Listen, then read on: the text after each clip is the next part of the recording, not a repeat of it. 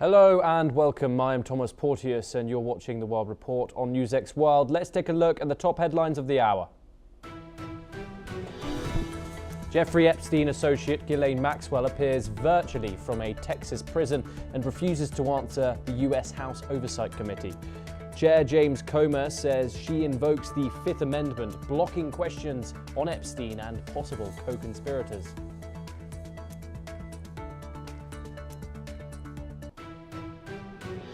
US President Donald Trump opposes Israel's annexation of the occupied West Bank as international criticism grows. The White House says a stable West Bank is key to Israel's security and regional peace.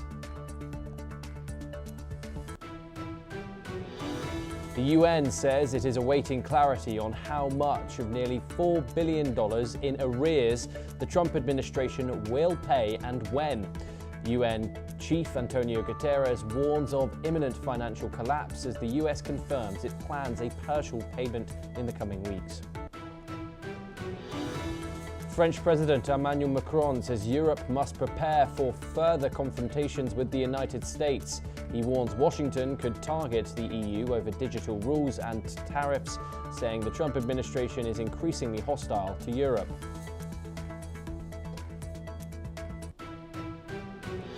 Israeli Prime Minister Netanyahu heads to Washington to urge President Trump to expand nuclear talks with Iran as US military pressure builds. Israel wants to curb Iran's enrichment, missiles and regional proxies, while Tehran rejects those demands without sanctions relief. China says it will back pro-reunification forces in Taiwan and strike hard against what it calls separatists. Beijing, which claims the island as its own, has stepped up military and political pressure despite objections from Taipei.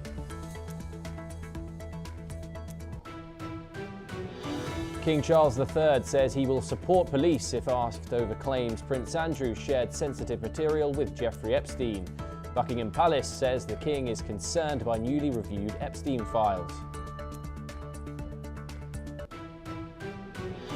The United States has issued new guidelines urging US-flagged ships to avoid Iran's waters in the Strait of Hormuz amid rising tensions.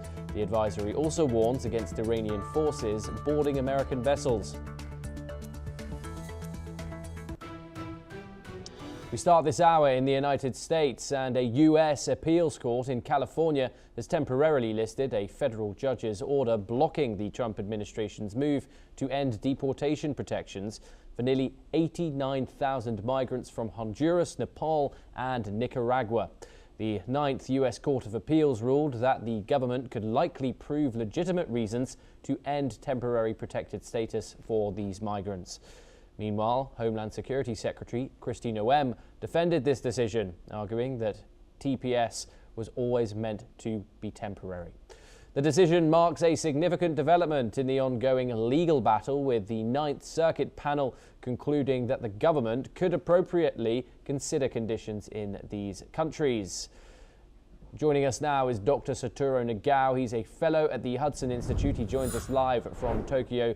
Dr. Nagao, of course, this comes amid Donald Trump's immigration crackdown, where we are seeing deportations frequently in the United States now. Those three countries, Honduras, including Honduras and Nepal. What is the significant about this, and what does it say about the legal system in the country when it comes to this temporary protection of these citizens?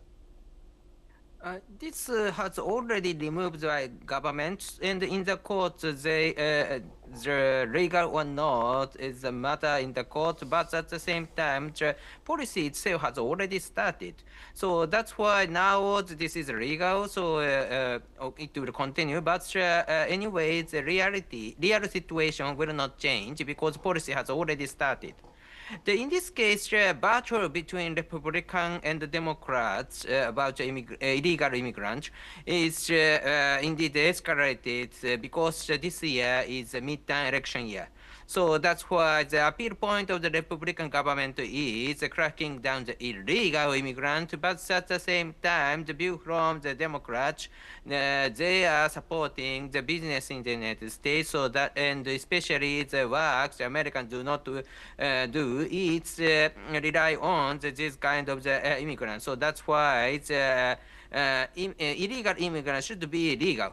But this is a little bit controversial because the view from the legal immigrants, illegal immigrant is also becoming the legal is something unfair.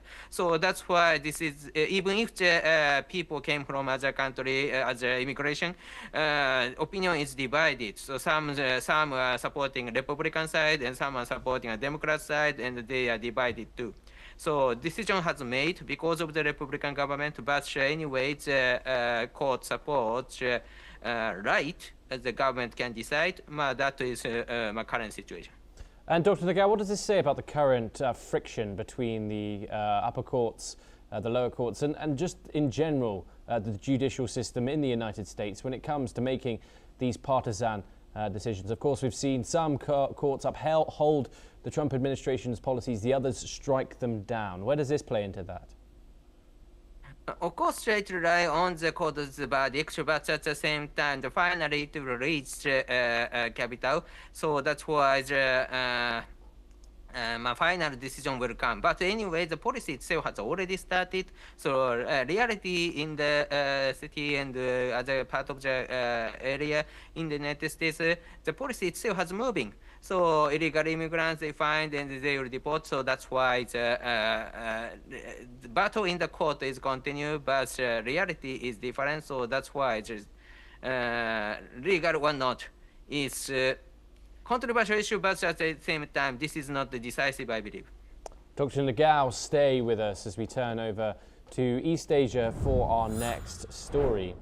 And Japan is reeling from almost 3 weeks of heavy snowfall that has reportedly claimed at least 46 lives and left 558 others injured. The continued snow began in late January, and it has particularly affected northern regions, burying communities and causing major traffic chaos, especially along the coast that faces the Sea of Japan. Authorities report that many of the fatal incidents occurred when snow mounds fell from rooftops or when residents slipped while trying to clear the snow. In Aomori, a major northern hub, some areas recorded more than 4 feet of snow. Meanwhile, meteorological officials have warned that the strong winter weather pattern may persist with unstable atmospheric conditions expected in the coming days. Dr. Nagao joins us once again. What more can you tell us about this extreme weather? Is it normal for Japan to be going through such hardship at this time of the year? But this is a little bit harsh compared with recent years in the past. But at the same time, in this situation is reflecting by the aging society in Japan. Because in the city, big city, you can find many people, many population. But in the local area, we cannot find the people except people who live that place very long time. So 46 people has already dead, especially when they removing the snow from the roof of the house. But 41 of the 46 more than 60 years old. So that's why most of them are elderly people, senior people, and they try to remove the snow from their house and they are dead. So that's why the situation is reflecting the Japan's aging part, especially in the local area. economy is shrinking, younger people is leaving that places, and indeed the total number of the younger people is very limited in Japan, and in the local area only aging people are staying, but still they need to leave, and the big snow come, and removing the snow is needed, and they face a serious situation. So that is the pattern. So of course the Japanese government received the request from the local government to send the Japanese self-defense force, and they have already started removing the snow, especially the houses of the aging people. But at the same time, why this kind of situation has happened? Because of this aging society. 53 people, sorry, apologies, 46 people have been killed during this hard time. Does this show these rural areas of Japan being under-prepared for something like this? Preparation itself is not so bad, but population is changing to aging. Seniors and 60 years old means that removing snow is very tough. So sometimes they are alone in the house, and when the accident has happened and someone should help, but they cannot get the help because no one here. So that's what happened. 46 people are dead, but this is not big disaster something. This is a process to removing snow. So houses itself hasn't collapsed, still tough against the snow, but removing snow is needed as an effort to maintain. And so infrastructure itself is prepared, but anyway, the labor force to remove snow is not exist. Dr. Nagao, thank you so much for speaking to us here on NewsX World. We turn once again to the United States, and the White House has set the record straight on the new US-India trade deal, following President Donald Trump's claim that India would cut tariffs on US goods to zero. According to an official fact sheet, the agreement does not instantly eliminate all Indian tariffs. Instead, India has agreed to reduce or eliminate tariffs on a wide range of US industrial, agricultural, and food products, while the US has agreed to lower its reciprocal tariff on Indian goods from 25% to 18%. The statement also confirmed that India will remove its digital services taxes and negotiate new bilateral digital trade rules to address discriminatory barriers. Both countries said that they will negotiate rules of origin so that benefits apply mainly to US and Indian products, and will work together on economic security, supply chain resilience, and investment reviews. Joining us to discuss this is Dr. Jayjit Bhattacharya, an economist and policy expert, joining us live from New Delhi. It's always great to talk to you on these issues, sir. How significant is this deal now economically? Now we have more information on it. Once you strip away the political rhetoric and the Donald Trump Truth Social posts around this zero tariff saying, is this really a structural shift?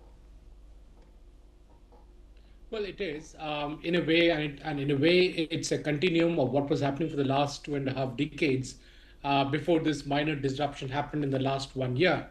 So it is clear to any geopolitical guru that India and US are absolutely natural allies, both geopolitically and from a geoeconomics perspective.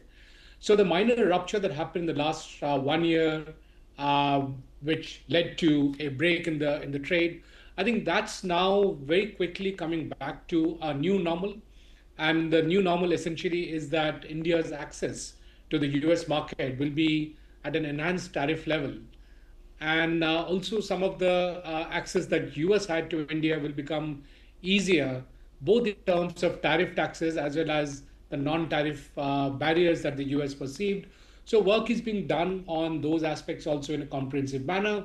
Also, what is clear from the fact sheet that the US government has laid out is that there is a sensitivity on supply chain resilience and how third countries are twisting the global trade, and therefore how the US and India can work together to ring-fence both their economies from such threats of third economies.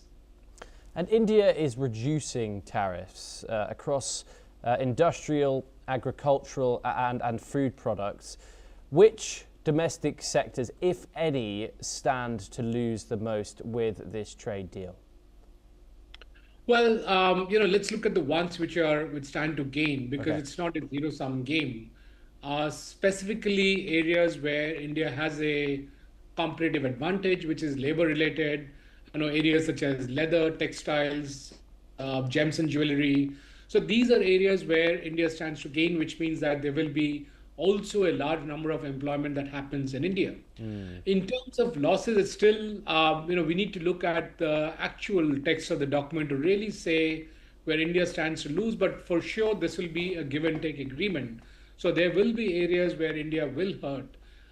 Some of those areas are downstream of GM produced agricultural input. So genetically modified crops are not allowed in India, whereas the downstream of these genetically modified crops are being used in US and exported to India, with the qualifier that once a genetically modified crop is processed, then any negative impact of the genetically modified crops does not stay.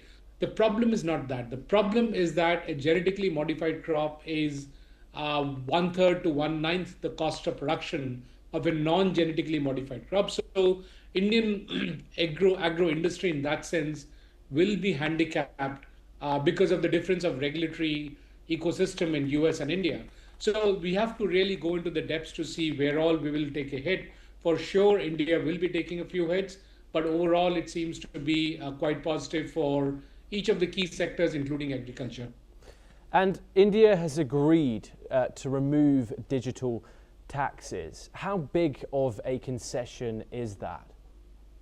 Well, it's very significant. You see, what's happening in digital is that sales is happening in India with no taxes being paid in India. It's almost like saying that we'll, sell furniture in India, but I'll not pay taxes to anyone. So any trade that's happening over digital, there is no taxes to be paid.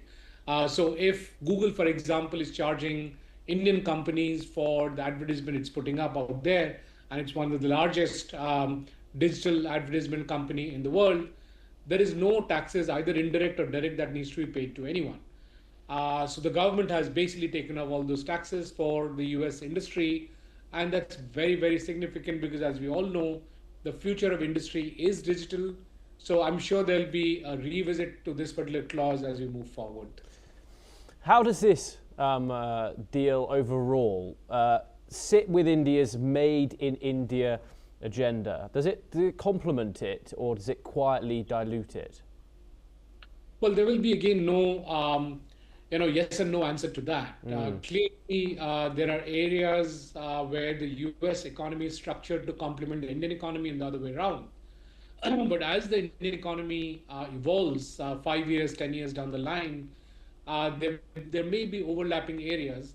But at the end of the day, it's free trade in the given parameters that have been laid out in the trade agreement, as long as the trade agreement itself is not unilaterally rescinded. So from an Indian perspective, from an Atmanirbhar Bharat perspective, it's actually good to begin with because it gives access to Indian companies to technology, which it otherwise does not have got access to. Over a period of time, I'm sure those technologies will be absorbed locally. And as long as there is no weaponization of the flow of technology, India does not have an issue. The issue of Atmanirbhar is not about manufacturing everything in India, but about sovereignty of the manufacturing process. So as long as nobody holds India hostage by not providing the inputs, that is also perfectly fine with India. And as the world's largest economy, the United States holds a lot of the cards going into these negotiations. However, 5 years from now, who do you think benefits more from this agreement? Well, it's a win-win agreement. Frankly speaking, US needs to keep its costs low to continue to stay economically competitive and therefore economically relevant. Of course, it's a very, very large economy. It will continue to remain the largest economy for the foreseeable future. In terms of whether India stands to gain, of course, India will stand to gain just as US stands to gain. India is the largest consumer market while US is the largest economy. Both have strengths. India is the fastest growing economy, large economy in the world. So clearly that's something that's going to give an impetus to the US economy. So together the two economies will be growing in quite a complementary manner. 5 years is a long time in today's geo-economic Yeah. situation. It will be difficult to do crystal ball gazing, but overall, the structure of the trade deal is such that it benefits both economies. But politically, Donald Trump, much like pretty much all his other trade deals, framed this as sweeping concessions from India. What will this stance do to affect the domestic pushback here in India, if at all?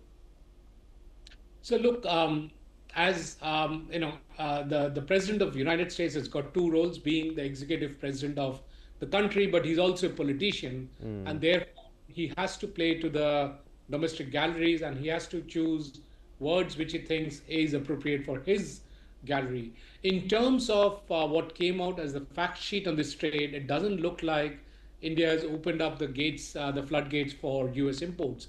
It looks very, very calibrated. It looks very thought through, and some of the concessions will happen over a period of time so that the industry gets time to adjust. So it doesn't seem to be what President Trump made it out to be.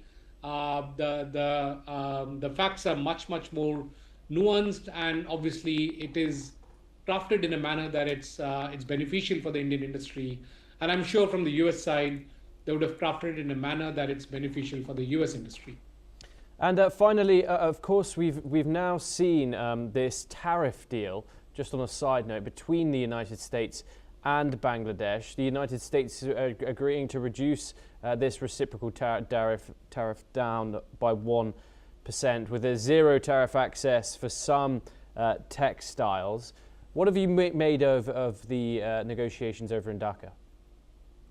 Well, it's interesting because obviously it has got a flavor of geopolitics, but from pure comparative perspective, from an industrial perspective, the 1% difference that the Bangladesh has got does not make its products more competitive than India's, and that's the sad fact, because of the logistics, the supply chain, the access that India has. In fact, some of the access that Bangladesh had through the Indian logistics infrastructure has also got curtailed because of actions by the Bangladesh government. And hence, the renegotiation of the tariff on Bangladesh from 19% to 18% in context of India getting a similar trade deal will not necessarily translate into a larger export for Bangladesh when it competes with India in the similar market. Dr. Bhattacharya, thank you so much for taking the time. As always, it's a great pleasure to get your insight on these economic matters. We now move on to some breaking news over in Europe. And French President Emmanuel Macron is calling on Europe to step up investment in strategic sectors, warning the continent risks being swept aside by competition from the United States and China. In an interview with several European publications, The Economist and the Financial Times, Macron said US threats and intimidation are not over and cautioned European leaders against compliancy. Ahead of a key European meeting, Macron called for simplifying and deepening EU market to make it more competitive. He also urged the bloc to diversify its trade relationship to reduce dependence on major powers. The comments highlight growing concern in Europe over its economic and strategic position in an increasingly competitive global landscape. Once again, we head to East Asia and over to the Korean Peninsula, and South Korean authorities have raided the country's spy agency as they investigated how a drone was flown across the border and shot over North Korea. North Korea has accused South Korea of flying a drone into Kaesong. The South Korean government has denied their involvement and suggested that civilians may be responsible. The South Korean police has stated that they were investigating 3 active duty soldiers and 1 spy agency employee suspected of involvement in this case. to the United States once again next, and the Trump administration is pressing technology companies to commit to a new compact governing the rapid extension of artificial intelligence data centers, according to a Politico report. The draft agreement aims to address growing concerns about the impact of data centers on communities and national infrastructure. According to administration officials, the compact would require companies to ensure that data centers do not drive up household electricity prices, strain local water supplies, or undermine the stability of the energy grid. The proposal also makes clear that technology firms fueling the demand for data centers should be responsible for paying the costs of any new infrastructure needed. This comes as AI-related power demand surges across the United States, raising questions about sustainability and fair cost sharing. Well, that's all that we have time for this hour. Keep watching NewsX World for more international news updates.